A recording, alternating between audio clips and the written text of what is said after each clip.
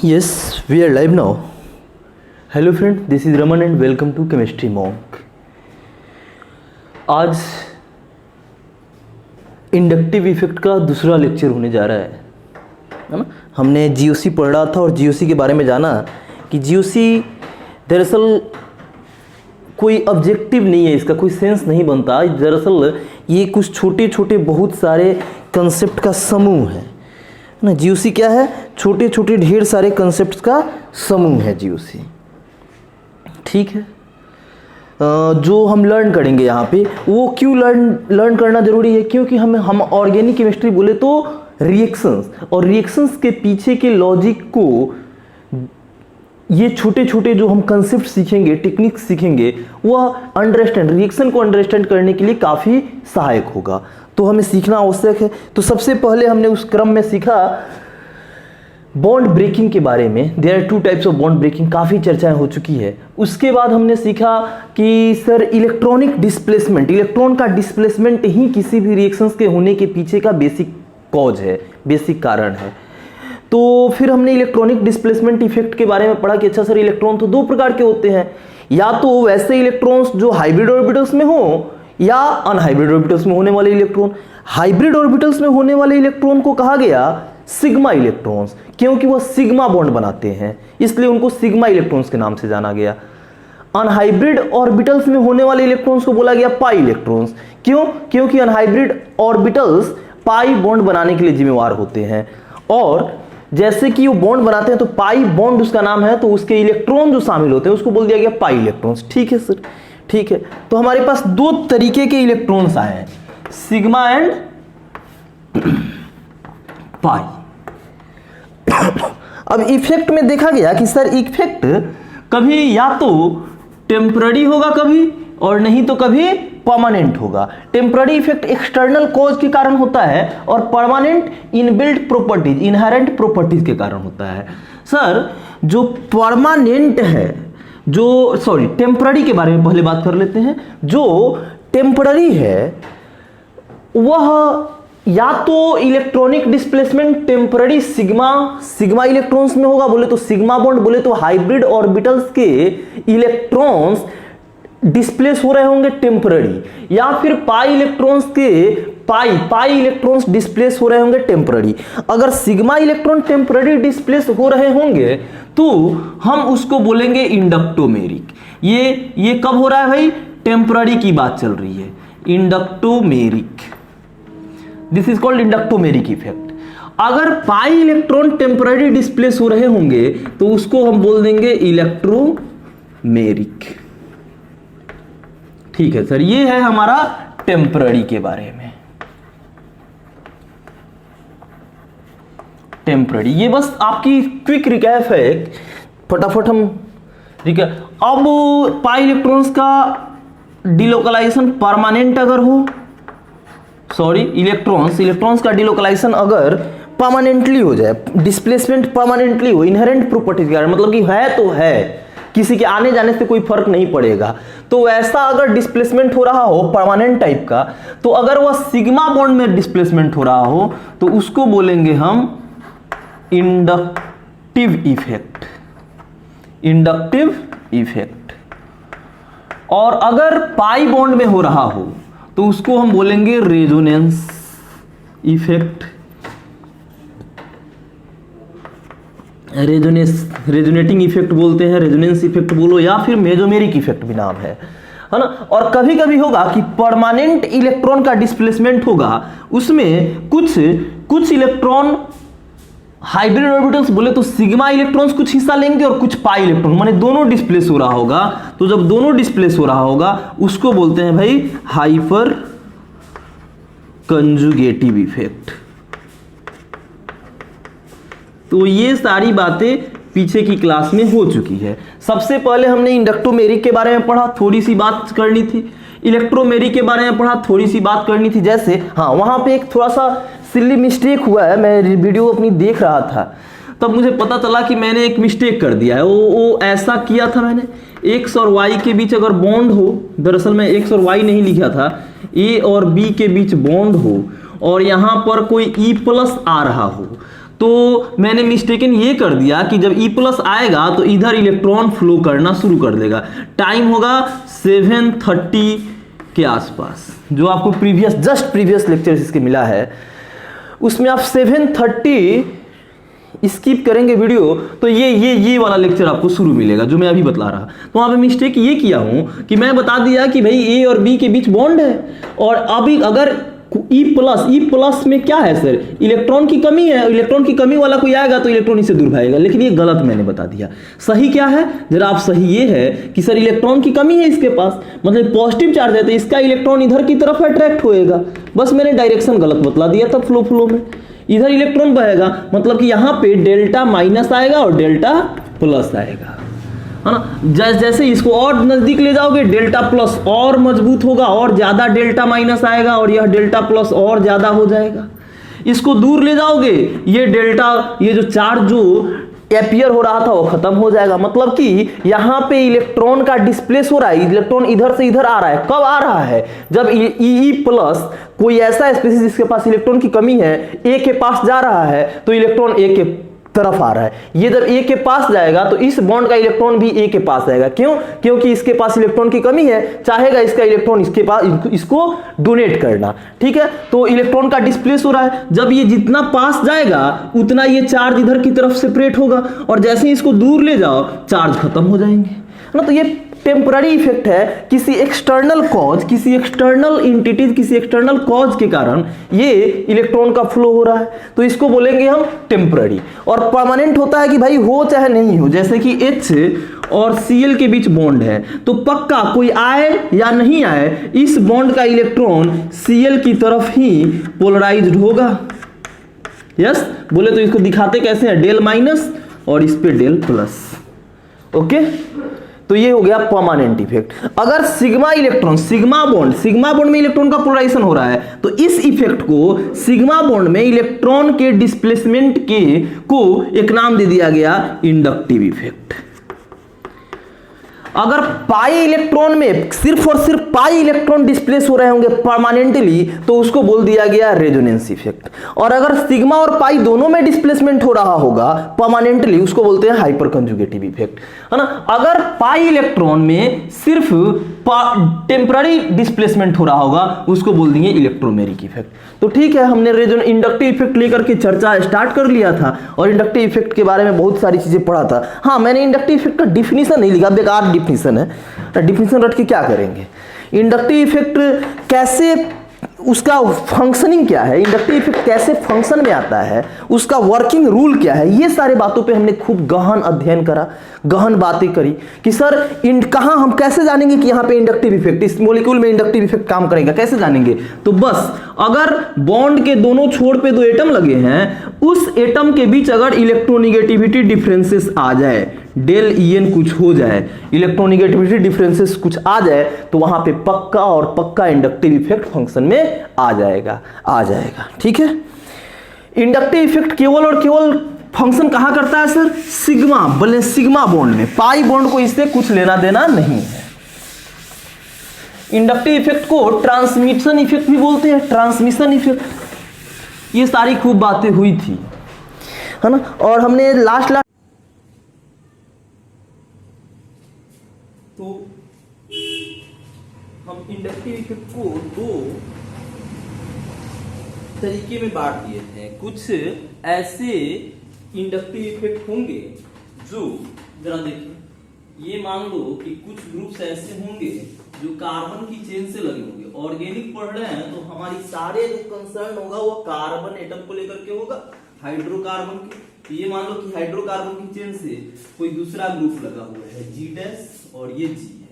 मान लो कि मैं ऐसा कहता हूं कि यह जो ग्रुप है ना, इस कार्बन की चेन से इलेक्ट्रॉन को खींच रहा है अपनी तरफ, तो खींचने वाला ग्रुप को -I ग्रुप बोलेंगे। ओके, और चूंकि यहाँ पे कार्बन की चेन से इलेक्ट्रॉन खींचा जा रहा है तो, और किसके माध्यम से इलेक्ट्रॉन खींचा जा रहा है, सिग्मा बॉन्ड के माध्यम से, तो इसको इंडक्टिव इफेक्ट तो बोलेंगे लेकिन +I इफेक्ट बोलेंगे। कि यहाँ पे कौन सा इफेक्ट हो रहा है भाई, नहीं सॉरी, -I इफेक्ट बोलेंगे, है ना। कोई ग्रुप अगर कार्बन की चेन से इलेक्ट्रॉन को विड्रॉ कर ले, खींच ले, तो वह माइनस आई ग्रुप। कोई ग्रुप अगर कार्बन की चेन से इलेक्ट्रॉन को विड्रॉ कर ले, खींच ले, तो वह माइनस आई ग्रुप, और वह घटना माइनस आई इफेक्ट। वह इफेक्ट क्या कहलाएगा? Minus I effect. अगर यहां पे ऐसा मान लो कि मैं कह दूं कि जीवन जो है वह इस कार्बन की चेन में इलेक्ट्रॉन दे रहा है, तो ऐसा ग्रुप जो कार्बन की चेन को इलेक्ट्रॉन डोनेट करे उसको बोलते हैं प्लस आई ग्रुप, और इस घटना को बोलते हैं प्लस आई इफेक्ट। समझ रहे हैं बातों को? तो बहुत आसान सा है, कोई बहुत मुश्किल नहीं है। तो सर कुछ ग्रुप्स होंगे जो प्लस माइनस आई इफेक्ट को क्रिएट करेंगे, कुछ ग्रुप्स होंगे जो प्लस आई इफेक्ट को क्रिएट करेंगे। तो सर कुछ ऐसे ग्रुप्स का कलेक्शन किया जाए जो प्लस आई हो, और एक बार में फिर बाद में मैं कलेक्शन करूंगा जो ग्रुप माइनस आई ग्रुप होगा। बोले तो माइनस आई ग्रुप बोले तो क्या? जो कार्बन की चेन से इलेक्ट्रॉन को विड्रॉ कर रहा हो, खींच रहा हो, ठीक है। तो प्लस आई ग्रुप में, तो प्लस आई ग्रुप बोले तो डोनर, किसको डोनर? भैया लेना देना तो रिस्पेक्टिव टर्म है।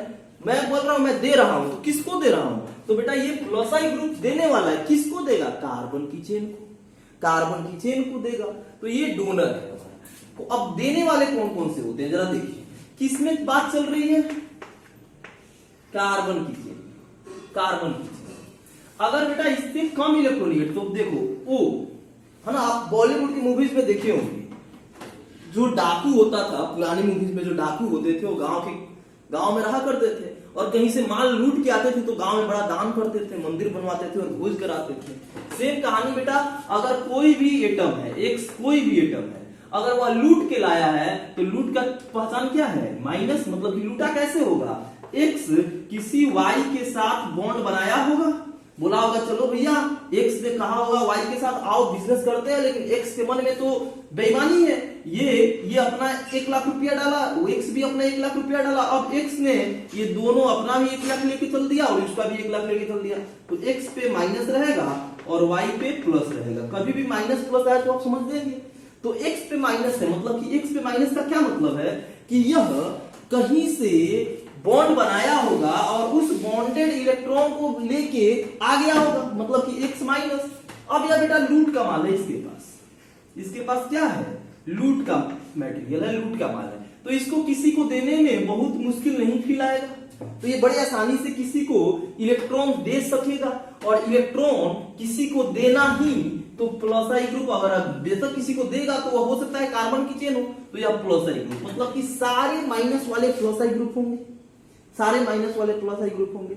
और जो कार्बन की चेन होती है बेटा, जो हाइड्रोकार्बन की चेन, हाइड्रोकार्बन होते हैं, वह भी माना गया कि इलेक्ट्रॉन देते हैं, ये भी प्लस आई का रोल प्ले करते हैं, ये भी इलेक्ट्रॉन देने का काम करते हैं, ठीक है। और उसके बाद कार्बन से लेस इलेक्ट्रोनिगेटिव वाले, कार्बन से लेस इलेक्ट्रोनिगेटिव कौन आएगा? मान लो कि हमारे पास CH3 और Na है, तो ये सोडियम क्या करेगा? लेस इलेक्ट्रोनिगेटिव है ना, देगा, लेकिन ये बड़ा रेयर मिलेगा, लेकिन हाँ फिर भी सर तो ये देगा। ये इतना ज्यादा इलेक्ट्रोपॉजिटिव होता है कि ये कोवेलेंट बॉन्ड बनाएगा नहीं, शेयरिंग नहीं करेगा, ये पूरा इलेक्ट्रॉन अपना दे देगा। लेकिन वो छोड़ो, मान लो कि यहाँ पे बॉन्ड बना है, तो यह अपना इलेक्ट्रॉन इधर देगा, क्योंकि सोडियम की इलेक्ट्रोनिगेटिविटी कम है, तो यह CH3 की तरफ देगा, तो इस पे डेल्टा प्लस आएगा, इस पे डेल्टा माइनस आएगा। ये क्या किया? हाइड्रोकार्बन को इलेक्ट्रॉन दिया, तो हाइड्रोकार्बन को इलेक्ट्रॉन देने वाला प्लस आई ग्रुप होता है, तो ये प्लस आई ग्रुप। तो हम आप थोड़ी आइडिया आ गया होगा कि सर कौन से पॉजिटिव आई ग्रुप होते हैं। तो निगेटिव वाले हाइड्रोकार्बन और हाइड्रोजन तो ऐसे माना नहीं जाता है, लेकिन हाँ हाइड्रोजन के 3, H नहीं माना जाता है, हाइड्रोजन के 3 होते हैं ना बेटा, प्रोटियम, ड्यूटेरियम एंड ट्रिटियम।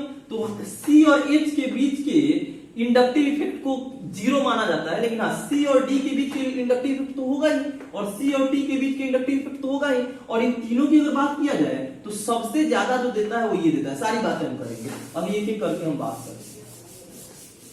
तो मैं कुछ ग्रुप्स लिखूंगा जो कि प्लस आई ग्रुप होंगे, और उसके ऑर्डर के साथ ही मैं लिखूंगा। जैसे सबसे पहला, अब देखना जरा सा, मान लो कि कोई डाकू,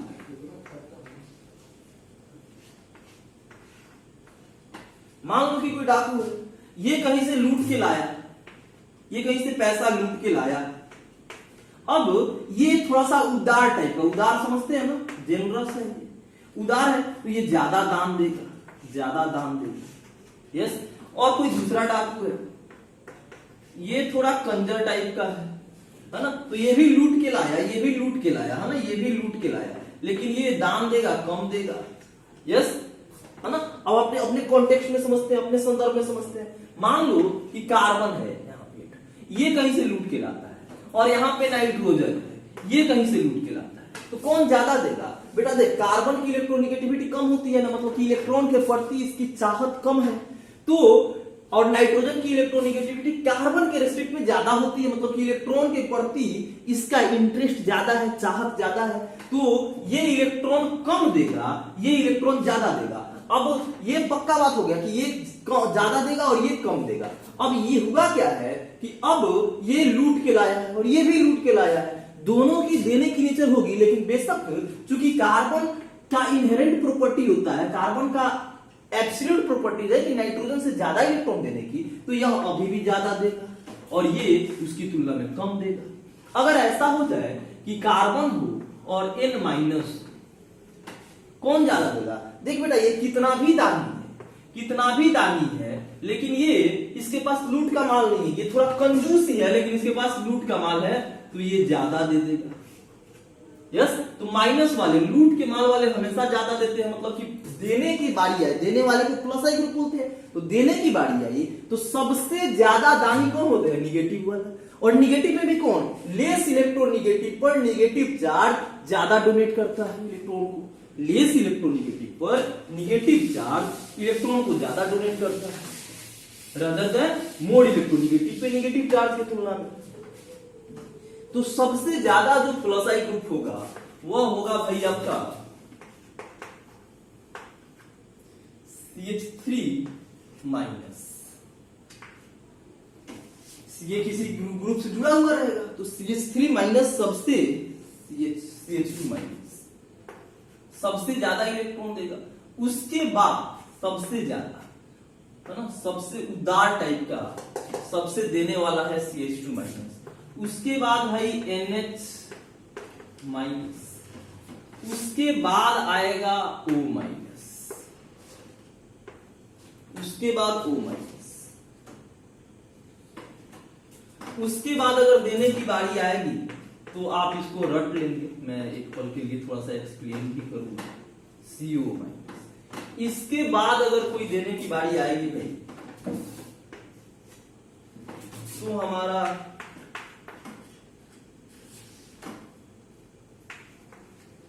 ये इसके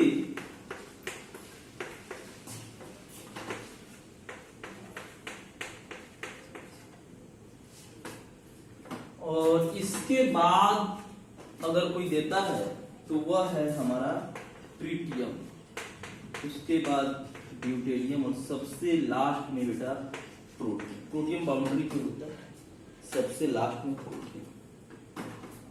यहाँ पे कुछ और आप जोड़ दे सकते हैं, ऐड कर दे सकते हैं, चलिए जगह है, मैं लिखूं।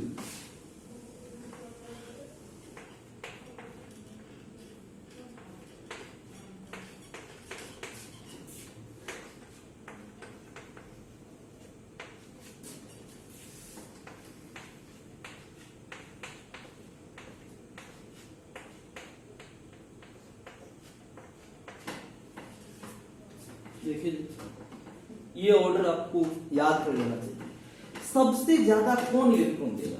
जिसके पास इलेक्ट्रॉन की लूट की माल होगा। कौन इलेक्ट्रॉन देगा? जिसको लूट की माल होगा वह ज्यादा देगा। लूट के भी माल, मान लो कि दो प्रकार के एलिमेंट हो, दो प्रकार के एटम हो, उसमें कौन देगा? तो जिसके पास लूट के भी माल में कौन ज्यादा देगा? तो जिसके पास क्या होगा? जिसके पास, जिसकी इलेक्ट्रोनेगेटिविटी कम होगी, जिसकी इलेक्ट्रोनेगेटिविटी कम होगी। चलिए, ये है हमारा CH2 माइनस, NH माइनस। ये देखा है ना, CH2 ये कार्बन पे निगेटिव है, नाइट्रोजन पे निगेटिव है। बेशक कौन ज्यादा देगा? लेस इलेक्ट्रोनेगेटिव पे निगेटिव चार्ज ज्यादा अनस्टेबल होता है। अनस्टेबल है तो ये हटाना चाहेगा तो इलेक्ट्रॉन दे देगा फटाफट, उसके बाद N पे और O पे कौन ज्यादा इलेक्ट्रोनेगेटिव है, ऑक्सीजन इलेक्ट्रोनेगेटिव ज्यादा है तो अपना इलेक्ट्रॉन देना नहीं चाहेगा, तो उस केस में नाइट्रोजन देगा। अब O पे माइनस यहां भी है, O पे माइनस यहां भी है, लेकिन बेटा आपने पढ़ाया था ना अभी इंडक्टिव इफेक्ट डिस्टेंस डिपेंडेंट होता है, तो ये यहां पे CH3 जुड़ा हुआ है और इसका CH3 यहां पे जुड़ा हुआ है, मतलब कि ये नजदीक से ज्यादा दे देगा, ये दूर से थोड़ा कम देगा इस यहां पे कार्बन की चेन में। तो O माइनस और CO माइनस में ज्यादा कौन दे देगा, इंडक्टिव के थ्रू O माइनस, है ना। दूसरी बात कि देख ये कार्बन और ऑक्सीजन खींचेगा भी तो इधर से इलेक्ट्रॉन आएगा ना तो इधर चला जाएगा, इधर थोड़ा कम आएगा, इसलिए भी उसका कम हो गया, है ना। अब कार्बन की चेन हो हाइड्रोकार्बन, तीन कार्बन, चार कार्बन है, तो 1 2 3 4, तो ये 4 कार्बन की चेन, ये भी 4 कार्बन की चेन, ये भी 4 कार्बन की चेन, ये भी। तो ये यहां पे देखना जरा सा, ये कार्बन 3 एक सीध में है, ये तो देंगे ही देंगे, और चौथा कार्बन भी एकदम जस्ट बगल में लगा हुआ है, तो ये भी देगा, ये भी देगा। यहां पर इस यहां पे ग्रुप लगा हुआ है, वो यहां से देगा, ये प्लस आई है तो देगा, लेकिन प्लस आई ये देगा, यहां से देगा, लेकिन ये जो एक्स्ट्रा ये 3 कार्बन तो यहां पर भी दे रहा था, यहां पर भी दे रहा था, ये 3 कार्बन यहां पर भी दे रहा है, लेकिन जो चौथा कार्बन जस्ट नजदीक से आके दे रहा था, अब इसकी दूरी बढ़ गई, तो इंडक्टिव इफेक्ट डिस्टेंस डिपेंडेंट होगा, तो इसके और इसके तुलना में ये ज्यादा देगा, ये कम देगा। फिर यहां पे आ जाइए, अब ये और शिफ्ट हो गया यहां पर, देखो भाई ये यहां पे लिखते हैं ऐसे सीधा लिख दिए, तो ये सबसे ज्यादा देगा, सॉरी सबसे इन तीनों में सबसे कम देगा। तो अगर कार्बन की संख्या सेम हो और कोई ब्रांच हो, तो ब्रांच में जो सबसे नजदीक होता है वह सबसे ज्यादा देता है, थोड़ी सी दूरी पे उसकी इंपैक्ट घट जाता है, और ज्यादा दूर चला गया तो और इंपैक्ट घट गया। उसके आगे चलिए, अगर कार्बन की संख्या घटते जाए तो वो प्रभाव उसका घटते जाएगा देने का, 3 कार्बन, उसके बाद 2 कार्बन, उसके बाद 1 कार्बन। अब आता है T, D और H, जरा तो ध्यान से सुनेंगे। एक बार स्प्रिंग फोर्स में पढ़े होंगे, mu equal to 1/2 pi under root K by M, K is spring constant, मतलब कि फ्रीक्वेंसी और मास इनवर्सली प्रोपोर्शनल होते हैं क्या, फ्रीक्वेंसी और मास इनवर्सली प्रोपोर्शनल होते हैं। अब देखो T, D और H, है ना, ये प्रोटियम, ड्यूटेरियम, ट्राइटियम, इसका एटॉमिक वेट 3 होता है क्या, T का 3 होता है, एटॉमिक नंबर तो सबका सेम होता है, लेकिन एटॉमिक मास अलग अलग होता है, मतलब कि ये सबसे भारी है, सबसे भारी है तो उसकी फ्रीक्वेंसी कम होगा। तो मान लो कि यह T है और यह कार्बन का ऑर्बिटल है, ये ऐसे सारे एटम वाइब्रेट कर रहे होते हैं, बहुत हल्का होता है तो वाइब्रेशन तो होगा ही होगा उसमें। तो ये मान लो कि कार्बन का ऑर्बिटल है, ये वाइब्रेट कर रहा है धीरे धीरे, ये टी का H का ऑर्बिटल तेजी में वाइब्रेट कर रहा है, तो यहाँ पे ओवरलैप बहुत कम हो पाएगा। डी का थोड़ा सा भारी आया तो थोड़ा कम है ओवरलैप, थोड़ा सा कम ये ऑसिलेट हो रहा है तो थोड़ा ज्यादा ओवरलैपिंग हो पाएगा, और टी का और भारी हुआ तो और कम ऑसिलेट हो रहा है तो और बहुत अच्छा से यहाँ पे ओवरलैपिंग हो पाएगा। मतलब कि सबसे अच्छा बॉन्ड बनाने के काबिल कौन होता है, टी होता है। सिग्मा बॉन्ड सबसे अच्छा कौन बनाता है, टी बनाता है, और टी अगर सबसे अच्छा सिग्मा बॉन्ड बना रहा है तो इंडक्टिव इफेक्ट सिग्मा के रास्ते ही तो लगता है। मतलब कि यहाँ पे जो किसी भी एटम से, मान लो कि सी से Ct, Cd और Ch, कौन अच्छा बॉन्ड है बेटा, सबसे अच्छा बॉन्ड ये है, उससे थोड़ा सा खराब ये है, और सबसे खराब ये है। मतलब कि ऐसे थोड़ा सा एनालॉजी ले ले तो ये सबसे बेहतर रोड एकदम 4 लेन का रोड है, इस पे गाड़ी भागेगी सन सन सन सन, ये थोड़ा सा धीरा जाएगा इस पे, और ये एकदम उबड़ खाबड़ वाला रोड है, बहुत खराब जाएगा। इलेक्ट्रॉन देना होगा, अगर ये टी सी को इलेक्ट्रॉन देगा तो सबसे मजे से यहाँ पे देगा। टी डी के केस में थोड़ा सा इलेक्ट्रॉन देने की कैपेबिलिटी घट जाएगी, और एच के केस में और घट जाएगी। समझ रहे हो ना मेरी बात? तो सबसे ज्यादा जो अगर प्लस आई ग्रुप होगा वो ट्रिटियम का होगा, उसके बाद ड्यूटेरियम का होगा, सबसे कम में प्रोटियम का होगा। तो आप समझे होंगे, आप जरा ये सीरीज है बीच में। तो निगेटिव वाला सबसे ज्यादा प्लस आई इफेक्ट, सबसे ज्यादा इलेक्ट्रॉन देने की क्षमता होता है जिसपे निगेटिव चार्ज होता है, उसमें भी जो लेस इलेक्ट्रोनिगेटिव पे निगेटिव चार्ज होता है वो सबसे ज्यादा देता है। जैसे इलेक्ट्रोनिगेटिविटी बढ़ा उस पे निगेटिव चार्ज थोड़ा घट गया देने की क्षमता, O माइनस सबसे कम दिया। समझ रहे हैं? ये एक सीरीज है। तो ये तो हो गया हमारा प्लस आई ग्रुप। तो कैसे याद रखेंगे, देख भाई प्लस आई ग्रुप में निगेटिव वाला आ रहा है, निगेटिव वाला आ रहा है, कार्बन की चेन आ रहा है,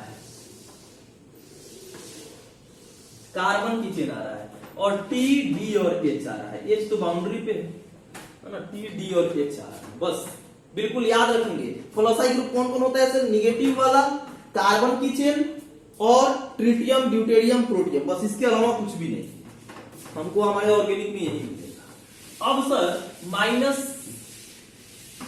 आई ग्रुप की चर्चा करते हैं। माइनस आई ग्रुप बोले तो जो इलेक्ट्रॉन कार्बन की चेन से विड्रॉ करके निकाल दे,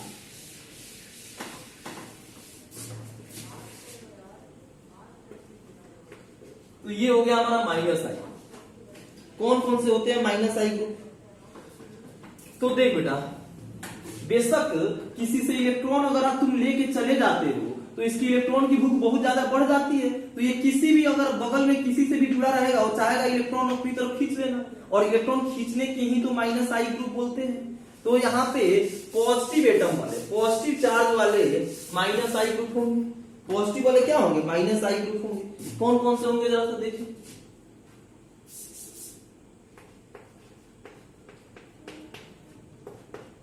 NH3 प्लस है हमारे पास, NR3 प्लस है, NH3 प्लस है,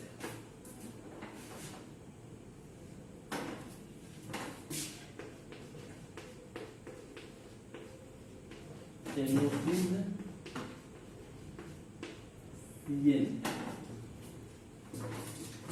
CN बोले तो साइनाइड,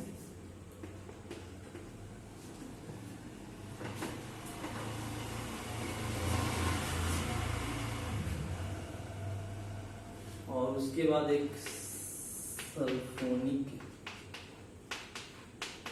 एसिड जैसा कुछ। तो देखिए ये प्लस वाला तो पक्का इलेक्ट्रॉन खींचू ग्रुप होगा, इलेक्ट्रॉन खींचेगा। अब ये भी प्लस, ये भी प्लस, ये भी प्लस, माने ये तीनों खतरनाक खींचू ग्रुप है, शानदार तरीके से खींचेगा, है ना। जैसे कि निगेटिव वाले देने वाले होते हैं, तो ये क्या है, खींचने वाले खतरनाक खींचू ग्रुप है, प्लस है, मतलब बेचैनी का आलम होगा इसको। अब देखो ये N F है, F है, F है, एक तो इससे प्लस चार्ज है, प्लस चार्ज मतलब कि इसके पास इलेक्ट्रॉन की भारी कमी होगी, ये शानदार खींचू ग्रुप बन गया है। अब यह एक अपने आप पहला भिखारी है, और इस भिखारी पे तीन भिखारी आश्रित है, तीन भिखारी आश्रित है। ये फ्लोरीन का क्या नेचर होता है, ये खींचना, ये एक भिखारी है, ऊपर ये तीन भिखारी इससे जुड़े हुए हैं, तो अगर एक भी उल्टी आएगा तो इन लोगों को भी देना पड़ेगा। तो ये देख रहे हैं ना। और दूसरा केस है हमारा N R एल्काइल ग्रुप लगा हुआ है। तो अभी तो हम R के बारे में पढ़े, R बोले तो कार्बन की चेन, एल्काइल की चेन, तो ये देते हैं, ये दे करके भाई थोड़ा सा इसके कमी को पूरा कर रहे होंगे, लेकिन यहाँ पर तो ले करके इस कमी को और बढ़ा दिया जा रहा है। तो इन दोनों में कौन ज्यादा खींचू हो जाएगा, ये तो NF3 प्लस कुख्यात खींचू ग्रुप है, NF3 प्लस कुख्यात खींचू ग्रुप है, NR, उसके बाद NR3 प्लस आता है सर। NR3 और NH3 मतलब इसमें तो तय हो गया कि हमारा सबसे कुख्यात खींचू ग्रुप कौन सा है, NF3 प्लस है। अब NR3 प्लस और NH3 प्लस में क्या है सर, N पे प्लस चार्ज है, हमने अभी देखा कि R ज्यादा देता है। अरे देखे क्या, R बोले तो कार्बन की चेन को क्या बोलते हैं, R बोलते हैं भाई, R बोलते हैं। और हमने अभी नहीं देखा कि R हमेशा प्लस डाई कैरेक्टर का होता है, माने देने वाला होता है, डोनर होता है। तो यहाँ पे ये दिया दिया दिया दे करके इस N पे प्लस चार्ज के इलेक्ट्रॉन की भूख को शांत किया, तो यहां से थोड़ा ये कम खींचा, ये खींचा लेकिन इसकी तुलना में कम खींचा, तो ये सबसे ज्यादा खींचू ग्रुप हो गया, कुख्यात खींचू ग्रुप। अब NR3 और NH3 में सर हाइड्रोजन तो बहुत ज्यादा नहीं खींचेगा, हाइड्रोजन तो बहुत ज्यादा नहीं खींचेगा, तो जरा एक को हाँ ठीक है, ये NR3 प्लस है, ये NH3 प्लस है। यहाँ पे ये R दे करके इस प्लस को बढ़ा दे रहा है, सॉरी इस प्लस की घटा दे रहा है, बोले तो इलेक्ट्रॉन की भूख को पूरा कर दे रहा है, तो इसकी भूख थोड़ा सा घटेगी, तो इसकी खींचने की क्षमता कम होगा। यहाँ पे कोई वैसा देने वाला ग्रुप नहीं है, हमने H को पढ़ा कि सबसे लास्ट में होता है, कम देता है, तो ये प्लस चार्ज इसमें बना का बना रह जाएगा, तो ये ऐसे होना चाहिए था सर NH3 प्लस, लेकिन बुक में बेटा ऐसे नहीं लिख करके यही ऑर्डर देता है। क्यों देता है, तो जरा सा फिलोसफिकल आंसर होगा इसका, आप थोड़ा सा समझने की कोशिश करें। देखिए इसमें ऐसा है कि ठीक है इसकी इच्छा है देने की, इसकी इच्छा है देने की, इसकी इच्छा है देने की, लेकिन इन सबका साइज बड़ा बड़ा होता है ना बेटा, इन सबका साइज बड़ा बड़ा है। ऐसे सोच इमेजिन कर कि इस क्लासरूम में बहुत सारे बेंच लगे हुए हैं, डेंस बेंच लगे हुए हैं, सारे बच्चे बैठे हुए हैं और मुझे एक पेन चाहिए आपसे, और सबसे अंतिम बेंच पे बैठा हुआ बच्चा सोच रहा है कि हम पेन देते, उसकी उत्कट इच्छा है कि मुझे वो पेन देता, लेकिन और मेरी भी इच्छा है कि मैं उससे जाके लेता, लेकिन बेटा इतनी डेंस है, इतनी भीड़ भाड़ है कि मैं उसके पास नहीं जाऊंगा, जो पहले देगा, जो पहली बेंच पे बैठा होगा उसी से ले लूंगा। हाँ या ना? फिर दूसरी कंडीशन मान लो कि तुम बाजार जा, यस बाजार में बहुत ज्यादा ट्रैफिक है, बहुत ज्यादा ट्रैफिक है, तुम यहाँ पे आए, यहाँ से दुकान की सीरीज शुरू है और यहाँ पे बीच में तुमको मान लो कि एक पेन खरीदनी है, और बीच वाला जो दुकान है ये बड़ा भव्य दुकान है, बहुत अच्छा दुकान है, लेकिन इतनी ज्यादा ट्रैफिक है कि तुम चाह रहे हो कि मैं यहाँ से पेन खरीदूं, लेकिन तुम जा पाओगे और एक दुकान यहाँ पर भी है, तो बस तुम पेन यहीं से खरीद लोगे। सेम कहानी बेटा, मन ऐसा लग रहा है कि आर ज्यादा देगा, लेकिन 3-3 आर होने के कारण यहाँ पे ट्रैफिक बहुत ज्यादा हो चुका है। ये हाइड्रोजन छोटा छोटा एटम, कोई ट्रैफिक नहीं, बड़े आसानी से ये अपना इलेक्ट्रॉन जो ही कम ही देने का है बड़े आसानी से इसको पहुंचा देगा, लेकिन बेटा ये देने का मन रख भी रहा है, लेकिन भीड़ भाड़ इतनी है कि ये पहुंचा नहीं पाएगा। तो ये भले ही कम पहुंचाया, लेकिन सच में पहुंचा दिया। ये पहुंचाना चाहा लेकिन पहुंचा नहीं सका, इसके मन में ही रह गया पहुंचाने की तमन्ना। तो तुम ही बताओ कि N+ के पास इलेक्ट्रॉन कहां पे ज्यादा मिलेगा? बेशक इसके पास, तो इसके पास ज्यादा मिलेगा, तो N+ की भूख ज्यादा कम हो जाएगी। यस, N+ की भूख इलेक्ट्रॉन के प्रति कम हो जाएगा, तो ये इलेक्ट्रॉन अब बहुत ज्यादा नहीं चाहेगा। तो Nr3 की भूख दस का तस बना रहा, Nr3 ज्यादा चाहेगा NH3+। तो बेटा यहाँ पे जो साइन लगेगा बेशक Nr3+ का ही लगेगा। अब आ जाओ NH3+ और NO2+। मैंने बोला कि पॉजिटिव, कोई भी पॉजिटिव किसी भी न्यूट्रल से ज्यादा इलेक्ट्रॉन की फिराक में रहता है, तो बेशक ये NH3 और NO2 में NH3+ ही ज्यादा होगा। अब NO2 और Cn, देख बेटा N इसकी हाइब्रिडाइजेशन sp2, इसकी हाइब्रिडाइजेशन sp, ये कार्बन है, ये नाइट्रोजन है। देख नाइट्रोजन sp नाइट्रोजन की इलेक्ट्रॉनिक 3.0, तो इसकी 3.0 से बहुत ज्यादा होगा और इसकी 3.25 होगा। ये देख हमने रटा नहीं है, लेकिन अब क्वालिटेटिवली थोड़ा सा समझेंगे। ये sp3 का होता है 3.0, अब ये sp2 है तो 3.0 से ज्यादा होगा ही होगा। उसके बदले यहाँ पे ऑक्सीजन लगा हुआ है, वो भी कैसा ऑक्सीजन? sp2 वाला ऑक्सीजन, दो ऑक्सीजन लगा हुआ है, मतलब ये खींच करके इस नाइट्रोजन की इलेक्ट्रोनिगेटिविटी बहुत ज्यादा बढ़ा देगा। मतलब इलेक्ट्रोनिगेटिविटी तो इलेक्ट्रॉन की चाहत, इलेक्ट्रॉन के खींचने की क्षमता, और यहाँ पर C पर N लगा हुआ है, N भी खींचेगा, लेकिन अकेले N कितना खींच पाएगा? इन दो ऑक्सीजन से तो कम ही खींच पाएगा, मतलब कि इसकी भी इलेक्ट्रोनिगेटिविटी बढ़ेगी लेकिन बहुत ज्यादा नहीं बढ़ेगी। तो आप ही बताओ किसकी इलेक्ट्रोनिगेटिविटी बहुत ज्यादा इंक्रीज कर जा रही है? तो बेशक NO2 का। तो अगर इलेक्ट्रॉन खींचने की बारी आएगी तो NO2 और Cn में कौन ज्यादा खींचेगा? NO2। और Cn और SOH में Cn साइनाइड ज्यादा खींचता है। Cn और SOH में साइनाइड ज्यादा खींचता है। तो ये हमारा एक पार्ट हुआ -I ग्रुप में, है ना। साथ साथ हम कंपैरिजन भी करते चल रहे हैं कि ये सारे -I ग्रुप है और कौन ज्यादा है। तो हमें पता चला कि sir NH3+ trifluoride nitrogen ion सबसे ज्यादा इलेक्ट्रॉन खींचता है। तो ये एक हमारा सीरीज हो गया, इसको अलग लिखें। फिर दूसरा सीरीज आता है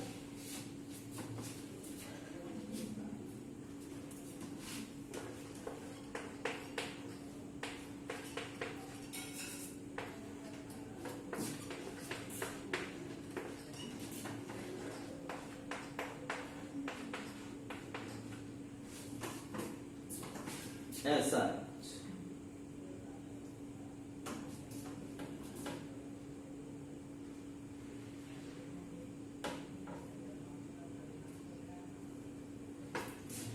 देखिए क्या होगा सर, ये सी है, यहाँ पे आर है, यहाँ पे क्या है आर है, ये खींचेगा क्यों, क्योंकि यह इससे ऑक्सीजन जुड़ा हुआ है, खींचेगा तो मतलब यह माइनस आई ग्रुप तो होगा। ये भी सर यहाँ ऑक्सीजन लगा हुआ है, खींचेगा माइनस आर होगा। सर यहाँ भी आर पे और कार्बन पे ऑक्सीजन लगा हुआ है, मतलब ये कार्बन इसकी तरफ खींचेगा तो ये भी माइनस आर होगा, सारा माइनस आर हुआ। लेकिन माइनस आर में किसकी पावर ज्यादा होगी, किसकी कम होगी। तो एक पल जरा ध्यान से देखिए, यहाँ पे कुछ नहीं लगा है, मतलब क्या लगा होगा आर डैश कार्बन की चीनी लगा होगा, और कार्बन आर क्या करता है भाई, देता है इलेक्ट्रॉन। इलेक्ट्रॉन दे करके इस कार्बन की भूख को कम कर देगा, मतलब कि यह अब इससे खींचने के लिए थोड़ा कम खींचेगा। लेकिन यहाँ पर H है, H देने होने का वैसा कुछ काम करता नहीं है, तो इसकी जो भूख बनी रही है वह बनी रहेगी, तो ये ज्यादा खींचेगा, लेकिन ये थोड़ा कम खींचेगा। ठीक है, तो इसमें और इसमें कौन ज्यादा हो जाएगा, इसकी हो जाएगी बेशक। अब इसमें और इसमें चेक करते हैं भाई क्या है, क्या है? तो देखा जाए एक पल, ये खींच रहा होगा, CO लगा सर, O भी लगा है, सबसे ज्यादा होगा ये सर। इधर ये ऑक्सीजन, इस कार्बन से ऑक्सीजन लग रहा है, इसके कारण तो सब में खिंचाव हो रहा है, लेकिन इसमें एक एक्स्ट्रा ऑक्सीजन है, ये भी इधर से खींच रहा होगा, मतलब ये सबसे ज्यादा खींचेगा ऐसा हमें लगता है। लेकिन जस्ट इसके तुरंत बाद हम एक रेजोनेंस इफेक्ट पढ़ाएंगे, यहाँ पे वही रेजोनेंस हो रहा है, और इसका इलेक्ट्रॉन जो है ना बेटा, इस कार्बन से होते हुए इधर फ्लो कर रहा है। अब चूंकि इस कार्बन से होते हुए फ्लो कर रहा है, तो जब इसका इलेक्ट्रॉन फ्लो करेगा तो इस कार्बन को भी इलेक्ट्रॉन मिलेगा, और जैसे ही मिलेगा इस कार्बन की इलेक्ट्रोनेगेटिविटी घट जाएगी, और घट जाएगी तो बहुत ज्यादा ये इससे नहीं खींच पाएगा, तो सबसे कम खींचेगा। तो सबसे कम क्यों खींचेगा, क्योंकि यहाँ पे रेजोनेंस का इफेक्ट हो रहा है, और रेजोनेंस का इफेक्ट मतलब ये क्या बोले, सीयू है, ऑर्गेनिक केमिस्ट्री का सीयू है रेजोनेंस। अगर आप सबको खुश करना चाहते हैं तो सीयू को खुश करो, रेजोनेंस जान लो। रेजोनेंस पावरफुल इफेक्ट है, जहां होता है परिवर्तन ला देता है, कमाल का परिवर्तन ला देता है। ये ऑक्सीजन का जो लोन पेयर है, मैं बताऊंगा रेजोनेंस की, बस आप ये जानना कि यहाँ पे रेजोनेंस हो रहा है। रेजोनेंस कैसे जा रहा है, ऐसे, यहाँ से ऑक्सीजन का लोन पेयर इस ऑक्सीजन तक जा रहा है, तो कार्बन से होके नहीं जाएगा, और जब यह कार्बन के पास इसका इलेक्ट्रॉन आ रहा होगा तब इसकी भूख खत्म हो जाएगी। ऐसे सोच, मान लो कि तुम एक मेडिएटर का काम करते हो, ठीक है, यहाँ पे एक फॉर्म है, यहाँ पे एक फॉर्म बोले तो दुकान, ये बहुत बड़ा आदमी का है, ये भी बहुत बड़ा आदमी का है। तुम क्या करते हो कि इन दोनों के बीच का काम करते हो, यहां से पैसा जाता है इसके यहाँ, ये लोग तुम्हारे माध्यम से पैसा भेजते हैं, तो बेशक ये तुम्हारा पैसा नहीं है, लेकिन तुम्हारे पास भी हमेशा पैसे की अवेलेबिलिटी बनी रहेगी, उपलब्धता बनी रहेगी। क्या ये तुम्हारी पैसा नहीं रहा है ना, लेकिन चूंकि यहां से पैसा जा रहा था तुम्हारे माध्यम से, तो तुम्हारे पास हमेशा पैसे की उपलब्धता बनी रहेगी, तो तुम गरीब नहीं दिखोगे, हमेशा तुम्हारे पॉकेट में पैसे रहेंगे। सेम कहानी यहाँ पे, इस ऑक्सीजन का इलेक्ट्रॉन इस ऑक्सीजन तक ले जाना है, किसके थ्रू, ये बीच में कार्बन है, यही मेडिएटर का काम करेगा। तो इस ऑक्सीजन का इलेक्ट्रॉन इस कार्बन के थ्रू पहुंचेगा, तो इस कार्बन के पास इलेक्ट्रॉन की कमी नहीं रहेगी, इलेक्ट्रॉन की कमी घट जाएगा, और इलेक्ट्रॉन की कमी घट जाएगा बोले तो इलेक्ट्रोनेगेटिविटी घट जाएगा, और इलेक्ट्रोनेगेटिविटी घट जाएगा तो यहां से ये कार्बन अब यहां से इलेक्ट्रॉन नहीं खींचना पसंद करेगा। तो सबसे ज्यादा एल्डिहाइड, उसके बाद कीटोन खींचता है, और कीटोन से भी कम खींचता है एसिड। लगे हाथ एक और सीरीज लिख लें, ये अलग अलग लिखा रहा हूं ना, आप याद रखेंगे। फ्लोरीन है, ब्रोमीन है। सर हम क्या पढ़ रहे हैं बेटा, याद कर, अरे भाई याद कर, माइनस आई ग्रुप के बारे में हम पढ़ रहे हैं। माइनस आई ग्रुप भाई मतलब कि खींचने वाला, खींचू ग्रुप, तो जिसको इलेक्ट्रॉन की भूख ज्यादा होगी वह ज्यादा खींच लेगा। यस, अगर तुम ये चारों लोग किसी पार्टी में गए, इसको सबसे ज्यादा भूख लगी है तो बेशक यही सबसे ज्यादा खाएगा, तो ये पार्टी क्या है, आर दे रहा है, आर सबको इनवाइट किया है, तो ये सबसे ज्यादा कौन खींच लेगा बेटा, इससे फ्लोरीन खींच लेगा, तब उसके बाद थोड़ा क्लोरीन खींचेगा, बी आर उससे कम खींचेगा, और आई तो सबसे कम खींचेगा। तो बताओ खींचने का ग्रुप, सबसे ज्यादा खींचने की क्षमता, खींचने की ताकत किसके पास है, फ्लोरीन के पास है, उसके बाद क्लोरीन के पास, उसके बाद ब्रोमीन। इलेक्ट्रोनेगेटिविटी पढ़े थे ना, इसकी इलेक्ट्रोनेगेटिविटी कितनी होती है, फ्लोरीन की इलेक्ट्रोनेगेटिविटी कितनी होती है, 4.4, क्लोरीन की 3.0, इसकी 2.8, इसकी आयोडीन की 2.5। तो ये एक सीरीज हुआ। एक अलग सीरीज है, ये अलग अलग जैसे मैं लिख रहा हूं, जैसे कि एक सीरीज में इन सारी बातों की चर्चा की, एक सीरीज में इन तीनों ग्रुप की चर्चा हुई, एक सीरीज में ये चारों ग्रुप की चर्चा हुई। वैसे ही आप सीरीज बाय सीरीज लिखेंगे, एक ही साथ मत लिखिएगा, जैसे मैं लिख रहा हूं वैसे ही लिखेंगे।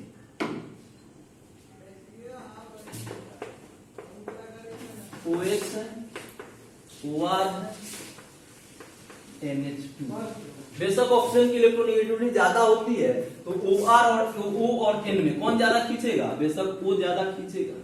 -I ग्रुप की चर्चा चल रही है। सर OH और OR में कौन ज्यादा खींचेगा? तो देखा जाए ना, OH OR R क्या करेगा? दे करके इस ऑक्सीजन की इलेक्ट्रॉन की कमी को पूरा कर रहा होगा, जबकि यहाँ पे H नहीं देता है ना, H बहुत ज्यादा नहीं देगा, R की तुलना में कम देगा। अभी तो प्लस आई कितना, तो ये देगा लेकिन कम देगा, तो इसकी भूख बनी रह जाएगी, और बनी रह जाएगी तो ये ज्यादा खींचेगा, ये कम खींचेगा। ओके, तो OH ज्यादा खींचू ग्रुप होगा, OH ज्यादा खींचू ग्रुप होगा।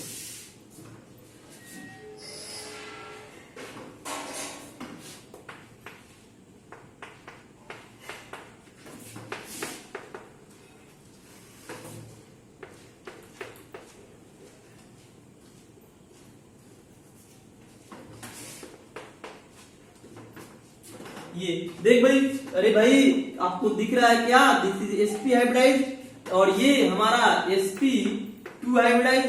तो sp और sp2 में इसकी इलेक्ट्रॉनिक 3.25 और इसकी इलेक्ट्रॉनिक 3.2.75।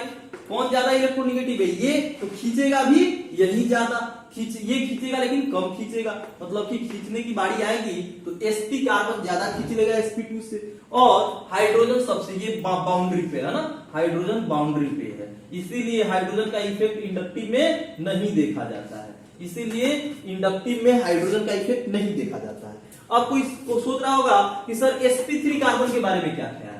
sp3 कार्बन, तो अरे घोचू अभी तो बात हुई थी ना रे कि ये क्या है? sp3 कार्बन है, और एल्काइल पार्ट कार्बन का क्या नेचर होता है? इलेक्ट्रॉन देने की, ये हमेशा प्लस आर कैरेक्टर शो करता है, तो इसलिए sp2 sp3 कार्बन लेने की कोई आवश्यकता ही नहीं है। तो आप जरा इन लिख ले, और इस बात को जैसे मुझे रटा हुआ है वैसे आपको भी रटा हुआ होना चाहिए, है ना, इसी से क्वेश्चंस बनेगा। तो बेशक अब देख, प्लस वाले खींचते हैं, खींचू ग्रुप होते हैं, उसके बाद डबल ट्रिपल बॉन्ड जहां भी लगा हो खींचते हैं, मोर इलेक्ट्रोनेगेटिव वाले ऑक्सीजन से ज्यादा इलेक्ट्रोनेगेटिव होगा वह खींचेंगे, और हम तुलना कर सकते हैं एक दूसरे में कौन ज्यादा खींचेगा, वो भी हम एक मतलब पूरे लॉजिक के साथ इसको ऑर्डर में पेश किए हम। तो आप जरा इसको फटाफट नोट डाउन करें।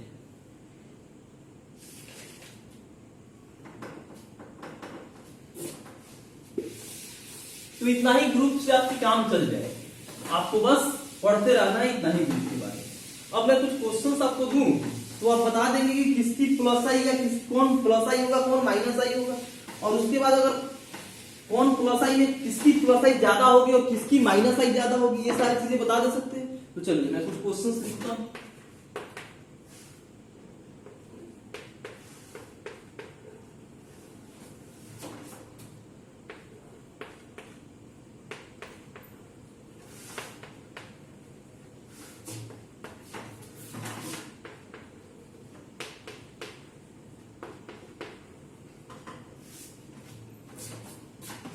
पहले तय करना है कि ये सारे ग्रुप्स कौन से इफेक्ट शो करेंगे, प्लस आई या माइनस आई। अगर आपको तय हो गया कि ये प्लस आई शो करेंगे तो प्लस आई किसकी सबसे ज्यादा होगी?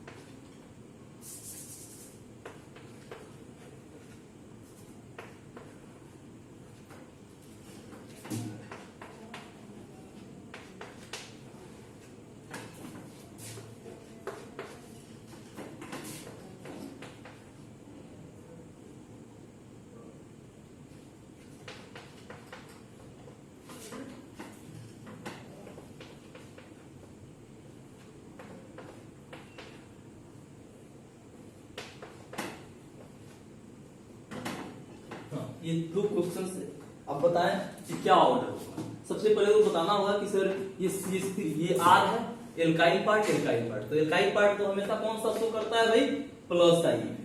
और प्लस आई किसकी ज्यादा होगी, कौन ज्यादा इलेक्ट्रॉन देगा, तो सर कार्बन की संख्या जितनी बड़ा एल्काइल पार्ट होगा उतना ज्यादा इलेक्ट्रॉन को डोनेट करेगा। तो सबसे ज्यादा होगा C, उसके बाद होगा B और उसके बाद होगा हमारा सबसे कम A। C, B और A। प्लस आई होगा क्या, C का, उसके बाद B का, और सबसे कम इलेक्ट्रॉन देगा A। यहां पर जरा आप बात करेंगे, सर ये भी एल्काइल पार्ट ही है क्या, हाँ सर, तो ये भी प्लस आई ही शो करेगा।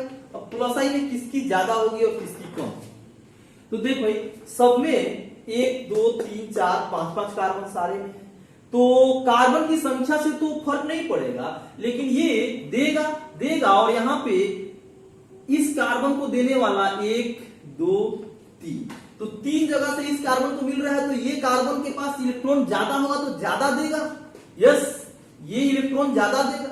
बी में आ जाइए, यही कार्बन देने वाला है ये कार्बन, और इस कार्बन को 2 जगह से मिल रहा है तो देगा, उसकी तुलना में थोड़ा कम देगा। यहां पर आ जाए, सर ये कार्बन देने वाला है तो इस कार्बन को एक ही जगह से दिया जा रहा है, मतलब कि ये भी देगा लेकिन उससे भी कम देगा। यहां पर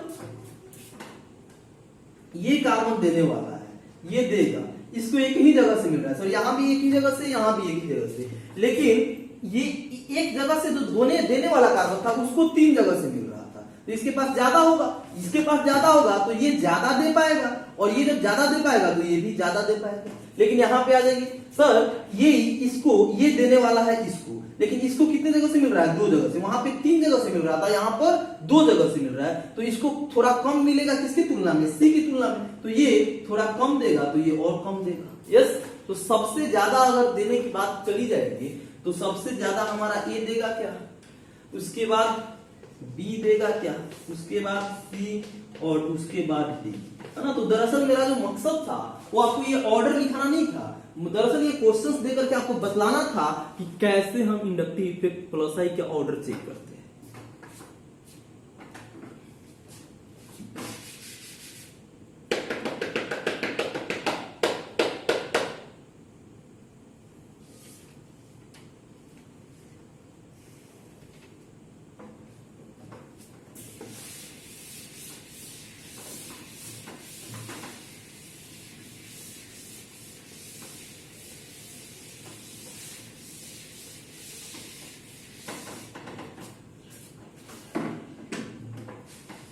जरा एक क्वेश्चन लिखेंगे,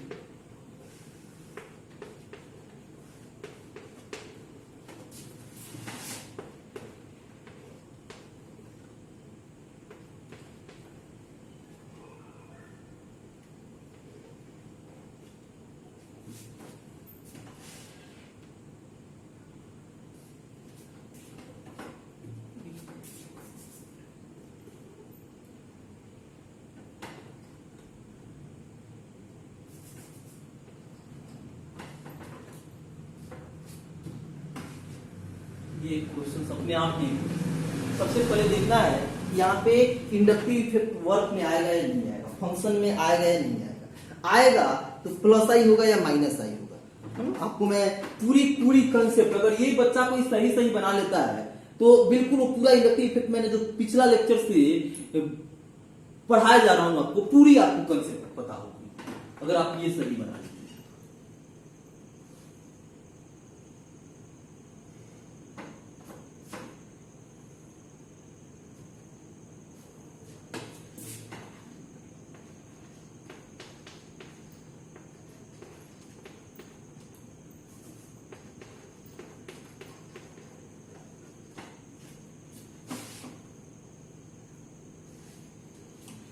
चलिए ये 2 क्वेश्चन हैं हमारे। तो सर हमें चेक करना है कि इस कंपाउंड में इंडक्टिव इफेक्ट ऑपरेट होगा कि नहीं। तो आप याद कीजिए कि इंडक्टिव इफेक्ट कहां पिक्चर में आता है, जहां पे इलेक्ट्रोनेगेटिविटी डिफरेंस होता है। वैसे बॉन्ड जहां पे इलेक्ट्रोनेगेटिविटी डिफरेंसेस हो, डिफरेंट इलेक्ट्रोनेगेटिव एलिमेंट के बीच अगर बॉन्ड बना हो तो वहीं पे इंडक्टिव फंक्शन में आएगा, इंडक्टिव पिक्चर में आएगा। सर ये भी sp3 कार्बन, कोई इलेक्ट्रोनेगेटिव नहीं, मतलब कि यहाँ इस बॉन्ड के कारण तो इंडक्टिव पैदा नहीं हुआ, यहां भी नहीं हुआ होगा, यहाँ भी नहीं हुआ। अरे अरे अरे सर भूल गए क्या, दिस इज sp2 और दिस इज sp3, अलग अलग कार्बन है क्या, इलेक्ट्रोनिगेटिविटी sp2 का 2.75 और ये 2.5, इलेक्ट्रोनिगेटिविटी अलग अलग हो गया। तो क्या ये अलग इलेक्ट्रोनिगेटिव के बीच बना हुआ बॉन्ड है, और इलेक्ट्रोनिगेटिविटी डिफरेंस जहां होता है वहीं पे इंडक्टिव वर्क करता है। हाँ सर समझ गए। कहां से इलेक्ट्रॉन का फ्लो किधर से किधर होगा, मतलब कि अगर इधर कार्बन की चेन है, इधर भी कार्बन की चेन है, तो इस बॉन्ड में इलेक्ट्रॉन इधर जाएगा, मतलब कि ये ग्रुप क्या कर रहा है, इस कार्बन की चेन से खींच रहा है, तो ये हमारा -I ग्रुप होगा। देखो ये जैसे ही -I हुआ, ये ग्रुप क्या कर रहा है, दे रहा है, तो ये